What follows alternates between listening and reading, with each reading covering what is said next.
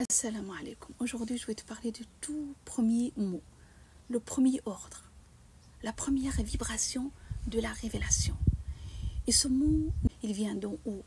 Il s'adresse à un homme seul dans une grotte, à un cœur qui tremble, à un esprit qui doute, à un corps qui frissonne.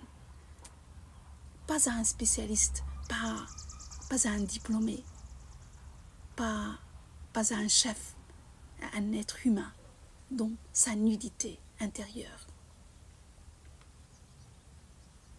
L'ordre tombe, Iqra. Mais lire quoi?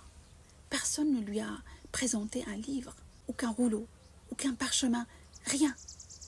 Le prophète sallallahu alayhi wa sallam n'a jamais dit « on m'a montré un texte ». Non, juste cette voix, juste cet ordre, juste cette injonction céleste.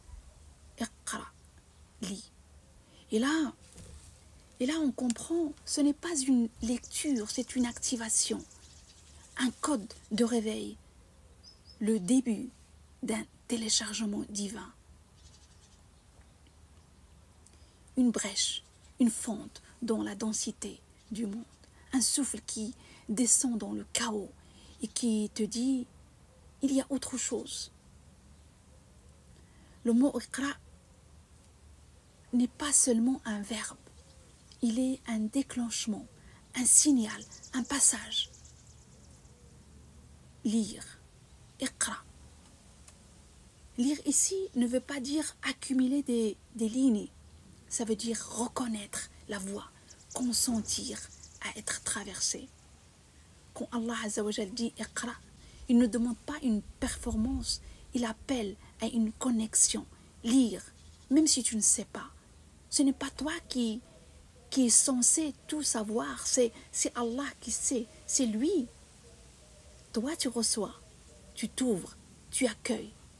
Car Iqra, lire, ce n'est pas une commande intellectuelle, c'est une permission, une clarté, une main tendue. Dans ce monde où l'on te juge selon ce que tu sais, selon ce que tu prouves, selon ce que tu récites, le Coran commence par libérer. Tu ne sais pas, ce n'est pas grave, lis. Tu as peur, ce n'est pas grave, lis. Iqra, tu trembles, c'est là que commence la révélation. Dans une grotte, pas dans le vacarme, dans le silence.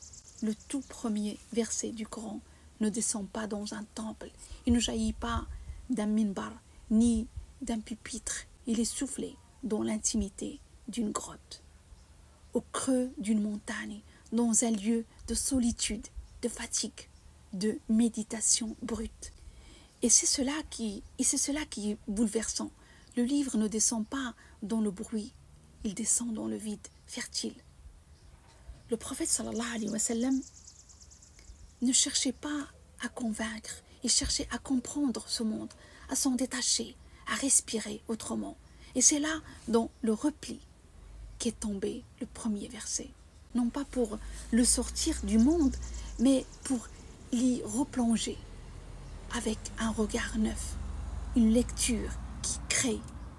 Iqra bismi rabbika alladhi khalaq. Lis au nom de ton Seigneur qui a créé. Ce n'est pas une lecture morte, c'est une lecture créatrice, une lecture qui fait advenir un acte de renaissance.